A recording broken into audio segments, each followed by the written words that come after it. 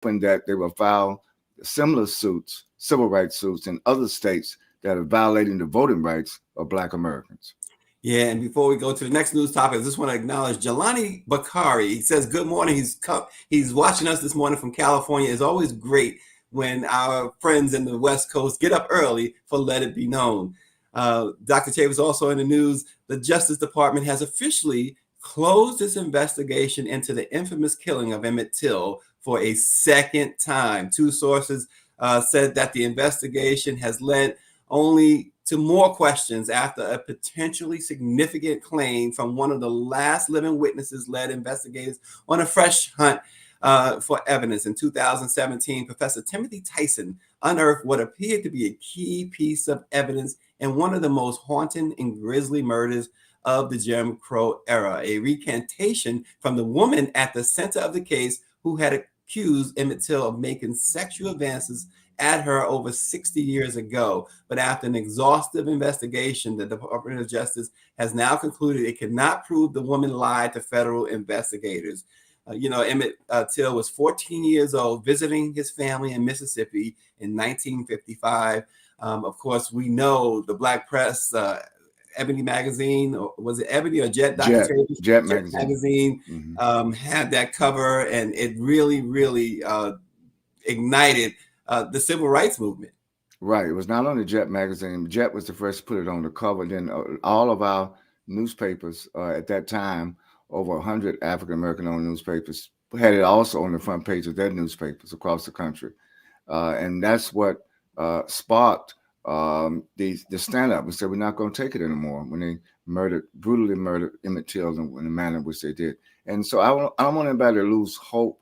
What the Justice Department did, they closed it because the lady recanted. She recanted her recantation. She first confessed to Tim Tyson that she had made up the whole thing that led to Emmett Till's brutal murder and lynching. And now she's changing her story. But, one thing about it, you can't lie before the Lord. God knows what happens. And the people who have faith in God will eventually, it may take another 60 years, but the truth is going to come out. Yeah, absolutely. Dr. Chavis, we have a special presentation this morning. Well, we have a special panel, and we're going to, before we get into the news topic, we're going to invite our publishers, Bobby Henry from the West Side Gazette, Cheryl Smith from the Texas Metro News, and of course, our special guest, Lauren Burke from the Burke File. And before we get into the topic this morning, Dr. Chavis, something special is going to happen at our midwinter conference in January, and I'll let you take the lead on that. Oh, absolutely. On behalf of the National Newspaper Publishers Association, annually we look in our ranks, and we decide to award our highest award, a Lifetime Achievement Award, to a publisher who's published more than 30 years, who has made an outstanding contribution to Black America, to the Black press, and to the uplift of people of African descent all over the world. And I'm pleased to announce that distinguished publisher is none other than Bobby Henry, Sr., the distinguished publisher of the West Side Gazette. Congratulations, Bobby Henry. All right. Bobby, you're never at a loss for words, Bobby, so give us a couple. Well, I got to regroup here for Corey. Can I jump in there while he composes himself? Yes, I'm going to tear up at the idea of this was a young man I met when we were teenagers at Florida A&M University. And everybody loved Bobby. And I'm just excited to hear this, because when you think about the history of the West Side Gazette and how it began, and I have to say that when I was a young student, I was young and dumb. And Lauren, I used to hate on Bobby because Bobby could come to class and we would sit over in our corner and we say, Bobby Henry doesn't have to come to class. His daddy got a newspaper. He got a job when he get out of college. And we all were looking for jobs. And I'm just so excited and honored to be able to be there with you when you receive this honor. Thank you, Cheryl. You've always been, supporting me. Yeah, and the award is not for me. The award is for them that came before me. My daddy in particular. He's back there on the photo in the paper. It's all because of what he and my mother did that allowed us to be a part of this organization and to be able to continue to chronicle and record and write the narrative of our people. That has been the most important aspect about being a member of the Black press. And so it's not me that you're awarding, it's my family that and those that support us that the award is truly for. I'm just a face and the vessel to receive the award.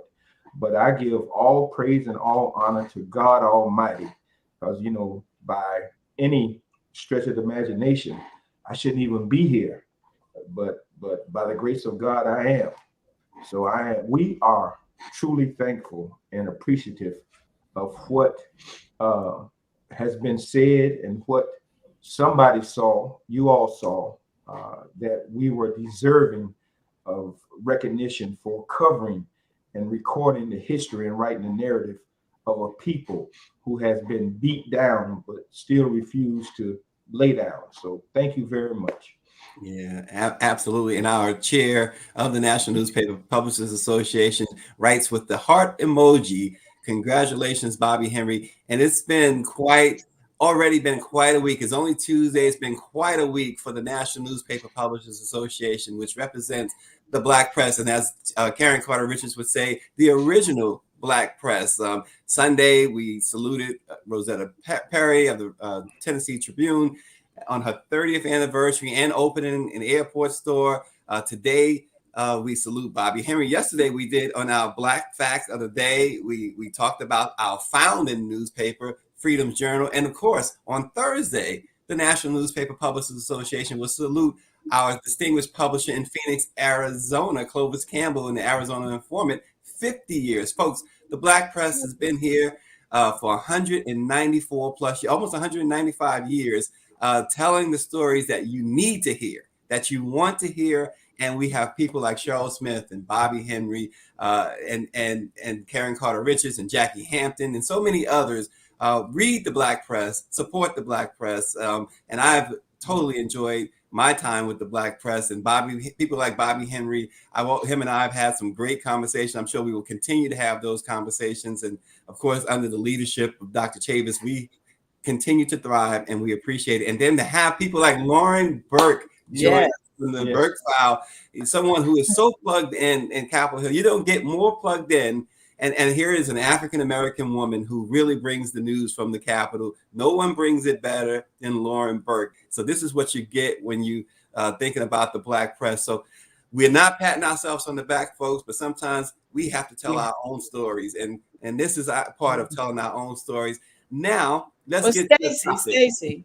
Okay, sure. Stacey, I just want to throw one big one in there, another big one in there, because on Saturday night, 3 Black publishers were honored by the National Association of Black Journalists. Absolutely. Yes. Janice Ware. It was one of them, I know. Yes, Janice Ware received the Legacy Award, and Sonny Messiah received the Ida B. Wells Award, and Janice Griffin down in Florida there, and one of our classmates also, Bobby, received the Journalist of Distinction Award from the National Association of Black Journalists. And then we had A.J. Smitherman, and that goes back in Oklahoma time, who was a publisher. He, Roland Martin, and others were inducted into the Hall of Fame. Oh, look at that. So there you have it. There you have it, folks. So let's get to it. And I'll start with Lauren, because Lauren's been kind of the spectator for the first few minutes here this morning, and she is much more than a spectator, folks. As I said, she brings it. So Lauren, we saw what happened. Chris Cuomo, he was fired by CNN. Yesterday he announced that he was leaving his Sirius XM show. But here's the crust of the matter: journalistic integrity. when has that become such an issue, with mainstream media? We know the Black press, we thrive on being having integrity. Oh, absolutely. I think that one of the issues with Chris Cuomo that is not discussed in any real depth, because I think, frankly, CNN and MSNBC don't necessarily want to deal with this issue, is what actually defines a journalist in the age that we live in, where journalism, and particularly journalism that is going viral and getting a lot of clicks and attention, is built on opinion. So Chris Cuomo, in my mind, is an opinion journalist. He's not really in the same vein as like a Carol Leoning or a Dana Bash, who's expected to go out objectively and report on a story in that way that we would expect that there would be no conflicts of interest. And if there were, you would have to reveal what they were. Chris Cuomo, to me, is sort of a journalist in the same vein as sort of we watch Al Sharpton, who obviously has a show on MSNBC. He's talking about his life experience. He's not claiming, Al Sharpton has never claimed to be a journalist. His show is very interesting because he's bringing a voice that you generally don't see in an anchor chair on any network. But it really is the same thing to me as Tucker Carlson and Sean Hannity in terms of someone sitting in a seat of opinion. Of course, that doesn't change the ethical question of whether or not he should have been involved in his brother's case. I think CNN probably should have put him on leave for some amount of time. Or if they were going to have him speak on it, there had to be some sort of obvious, disclosure to the case. Everybody knows that that's his brother. They had, of course, Chris Cuomo on with Andrew Cuomo, talking on the air and interviewing him. So it already had been acknowledged that they were comfortable with that relationship. But because Chris Cuomo, in my mind, is not really a journalist in the sense of a reporting, objective journalist, the underlying question of whether or not his involvement was improper is kind of changed by that, because we've seen Fox News advising the White House. Okay, yes. Fox News has acted as an advisor to the Trump White House in front of everybody's face, and then their employees going to work at the White House. I'm not saying there's anything, if you're disclosing what you're doing and it's transparent, it actually can work. But let's be real about the fact that journalism today is built on a lot of opinion. And because of opinion is driving clicks and driving money to ads, there's an overflow of opinion and not straight objective journalism. Yeah, and I appreciate that point. And I know, Cheryl, you can speak to that as well, right? Bobby, you can speak to that as well, as what Lauren just dissected. We have so much opinion journalists. And we also have a situation when if you read, and Lauren spelled it out with Fox News, but if you read CNN online or NBC News online, oftentimes you will see stories about their reporters and their reporters' opinion. Right. This individual, Don Lemon, said this, or this individual said that. This probably underscores even more, Bobby and Cheryl, why the Black press is so important, right? Yes. Mm-hmm. Sure, you want to go first, and I'll come after you. Oh, okay, fine. I love what you said, Lauren. And when you think about the field of journalism, it has become so blurred. The lines are so blurred. You really don't know who to believe and who is a journalist. And some folks, their personalities, that's what they are. They are personalities. But Cuomo was given a luxury that Black people working in the so-called mainstream media don't get. We don't get that luxury. And I know if people perceive him, and they perceived him as a journalist, just think back, wind the clock back to when Michelle Miller was working for a television station in New Orleans, and she was about to marry Mark Morial. Cease and desist immediately. But other folks get luxury that we don't get. And then when you think about the role of a journalist, and CNN has all of these people, executive vice president, senior vice president, all of these folks who are supposed to be their standards and practices folks. They're supposed to be the people that say this is right and this is wrong.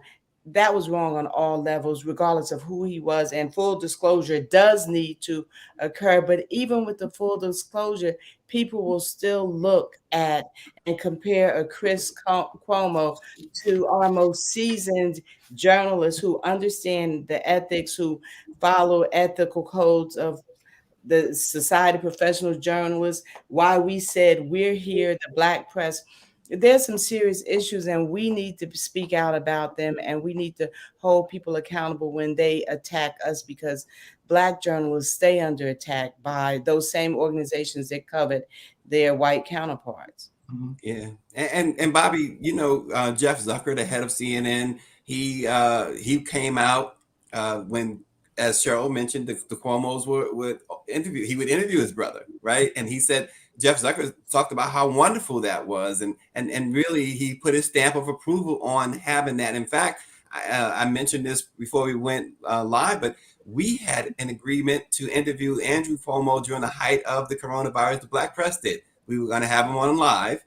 And then we got word from the governor's office that, well, no, he has an exclusive commitment. Well, it turns out that exclusive commitment was with his brother. So CNN was really touting this. And now, you know, now they have to backtrack.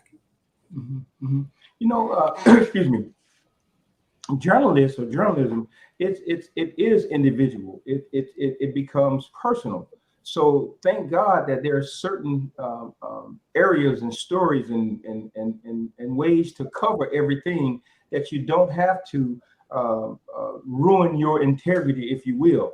If you go into a situation already tainted, you've already established your credibility or non-credibility or whatever it is that drives you. When you take that into covering or interviewing or whatever, you are putting yourself into it. So if you are tainted from the beginning, that which you covers is now tainted because you're not bonding to or staying on the true ethics of journalism. If you're doing it, there are certain stories, there are interviews, hard news, research, all kinds of stories and story angles, but they start with the integrity of those who are reporting. So if you're tainted, your stories and whatever you cover is going to be tainted. Unfortunately, for the Cuomos and for CNN, is that it has already been tainted. You know, so therefore you get tainted information. You know, had Chris reclused himself from the beginning or been man enough to say, look, I can't cover this in all fairness because this is my brother. You know, I can't give you what you want from the journalistic point of truth and honesty because I'm already involved in it. So if you go into the situation open and honest, you're gonna get open and honest reporting. But if you go into it tainted, you're gonna get just what we're getting. And unfortunately, journalists, you know, we have to be extremely mindful of what we're doing. If for me, I like to do opinions, you know, because I can honestly be myself. I don't have to pull no, you know, I don't have to do that. That hard news stuff, I don't particularly like doing that because it would be slanted to my views. And I'm honest enough to know that. And thank God that we do have the ability within the Black press to cover everything from every angle without reclusing ourselves or tainting the story to some disadvantage. So, Lauren, let me ask you, Lauren, with this, and we're talking about journalistic integrity, and you've laid out a great case. As you said, Fox News basically advised the White House. They did. Is this part of, or a big part of the reason why people don't trust vaccines? Because they're getting information from the media. No, I think that the vaccine problem sort of came up as a problem needlessly because the Republican Party turned it into a political issue rather than a health issue. That's right. Which was really predicated on the fact that Democrats, you know, were pushing the vaccine. So in typically political way, they decided to take the opposite position. So now all of a sudden we're anti-vaccine and having all these vaccine questions when everybody knows that when you join the military, when you go to school as a kid, you're taking vaccines. We've been taking vaccines, you know, for the last 80, 90 years. So all of a sudden now it's political. The only other thing I want to say about the Chris Cuomo thing was simply that this idea of, you know, letting go of somebody's job. I don't know. It's very clear right now. You look at the reporting. He's been let go apparently because of an alleged allegation reported by the New York Times in no detail with no name attached to it, anonymously forwarded by an attorney named Deborah Katz And that for me is problematic. Okay. And I don't care if it's Chris Cuomo or Brett Kavanaugh or anybody. When somebody is accused of something serious, they should have the right to defend themselves in some way.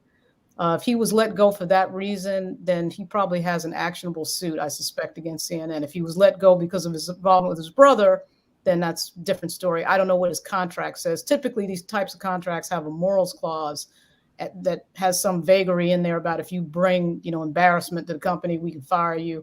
So who knows? I don't know the details of that. But I will say that when I see a major American paper that's known for their investigative ability, put something in the paper on an anonymous basis with no information, no detail about what the allegation is, and somebody pays a price for it, I have a problem with that. Particularly, we talk about African Americans, and particularly in light of what we've just seen over the last month, 2 men accused of murdering Malcolm X who were exonerated, 55 years later.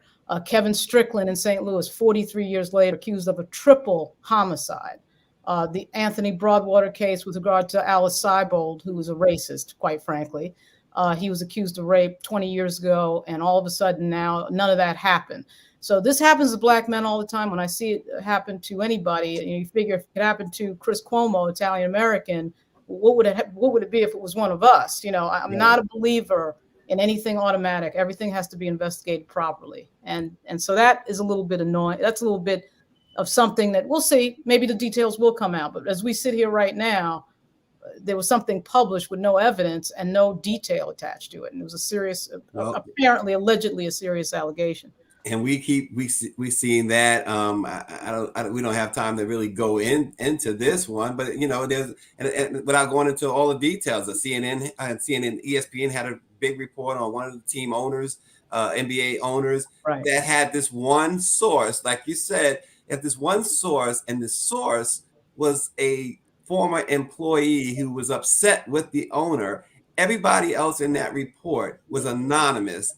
And it went against this owner's, went totally against what this owner has publicly stood for all the years he's owned the team, for all the years, even prior to that, his other businesses. There is no evidence of any type of allegations. And yet ESPN went with this one. If you can talk to anybody, you probably could talk to someone that, worked under, any paper, any media company, any business, who will be disgruntled and tell you whatever you want to hear, wherever you want to drive that story. So what you're saying is very true. And this is why, again, Dr. Chavis, we in the Black press have to do our own investigation. Absolutely. And I want to thank this distinguished panel. I think this is a subject matter we probably have to revisit, Stacey, but I just want to remind all of us, when Freedom's Journal dared to publish in March of 1827, it said we had to plead our own cause. It just didn't say we had to report our own cause. We had to plead our own cause. And the founding documents of the NMPA, the founders said, in order to join the NMPA, you not only have to report news, but you have to have an editorial page. You have to express an opinion. Our opinions matter, as well as the facts matter. The Black press matters. Black lives matter. And sometimes the facts that are articulated by white supremacists are at variance to the facts that are articulated by the victims of white supremacy. And I agree with Lauren. We live in an age where you are guilty till you prove you're innocent. We live in an age where allegations are more important than facts and truth. And so I'm hopeful that the Black press, that we will not relent from our responsibility, yes, to speak truth to power, to publish truth to power, but also express that opinion about that speaking truth to a power. Yeah, Cheryl and Bobby, I want to give you time to give closing thoughts on this. Again, we are we need more time. But Cheryl, you asked the question, or you made the statement, we are more relevant because we are for ethical journalism. Can you expand on that as your close? Well, and that's what we have been held to a higher standard by the industry. We don't get the luxury. We have folks questioning us about whether we can cover the Black community because we're Black, but they never ask others, can they cover their predominantly white communities because they're white. So we're held to a higher standard. So we've jumped through all the hoops and done everything we need to do to be able to stand there. It's interesting, again, that they have a code of ethics. They're talking about, it is very convenient that we have a sexual allegation. And you mentioned Emmett Till earlier, and it just burns with me because I spent a weekend with, longer than a weekend with Mrs. Mamie Till Mobley, and the conversations that we had about how she felt about everything. And she thanks the media, she thanks the Black press for being there. And that gives us fuel for keeping doing what we are doing, because we're doing the right thing. This is CNN. This is not an isolated incident. We can talk about what Chris did, but you also have to look at all the many others who are able to exercise their freedom and show their love and support of people. And Black journalists are not able to do that. Yeah. Cheryl Smith, Texas Metro News. Thank you so much. Bobby Henry. Yeah, I'm sitting here. I was thinking, we talked earlier about a professor that we had at Florida A&M University, Miss Thelma Gorham. Miss Thelma Gorham was one who stood on integrity. No matter what Cheryl said about me being her favorite or whatever, she was full of integrity. If you couldn't do it with integrity, then Bobby, you can leave my class. And so with that is the foundation that I do believe Samuel Cornish and Russworm, when they began this process, when they felt the need that we had to have a voice that would speak for us because of all the other narratives that were written that involved us was all twisted and tainted with lies. So they themselves came together and said, this we must do. But they had to have other sources, other people who believed that that story was necessary. And that story is necessary based upon the integrity of a proud people for a people. So, yeah, Cuomo messed up, and a lot of us did. A lot of us still do within our own organization. So we do have to realize that integrity is the building block of the Black press, and that's what we stand on. So, yeah. Bobby Henry of the West Side Gazette, and Lauren Burke, the Burke File. We want to hear a last thought from you on this as well. Oh, I would just say that, echoing what everybody has said, that we live in a very interesting journalistic age where there are a lot of actors who are not built in the traditional journalistic mode of, inverted pyramid, who, what, when, where, and why reporting. And we're in a world of opinion and oftentimes, and a lot of, it's almost quaint when somebody can report just basic facts in a journalistic piece.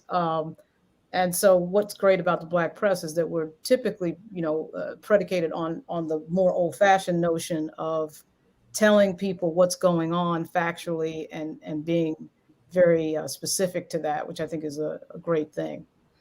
Yeah, absolutely. And we thank you, Lauren, as always. And Dr. Chavis, 30 seconds, Dr. Chavis. Thank God for the Black press of America.